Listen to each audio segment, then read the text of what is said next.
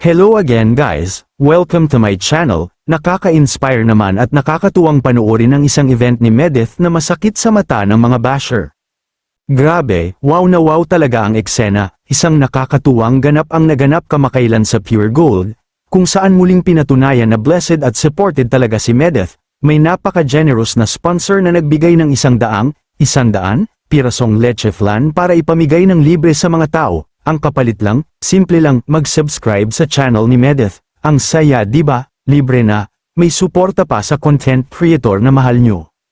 Kitang-kita sa vlog na masaya at blooming si Medeth, todong ngiti at good vibes habang kasama ang kanyang mga kaibigan sa pamimigay ng leche flan. Ramdam na ramdam yung genuine na saya, hindi lang dahil sa free desserts, kundi dahil sa pagmamahal at suporta ng mga tao sa kanya. Talagang naging masaya ang buong araw. Parang mini celebration lang sa gitna ng grocery run.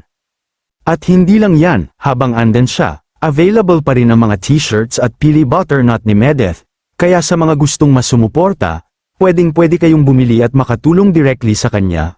Practical na, may merch ka pa, busog ka pa, win-win talaga. Syempre, hindi mawawala ang mga reaksyon online, may nag-comment pa nga na tila, headline na naman daw, ang free leche flan event niya. At may pahaging pa ng bukas kay Madam Basher, pero imbes na maapektuhan, mas pinatunayan lang nito na inggit lang ang bashers habang tuloy-tuloy ang blessings at suporta kay Medeth.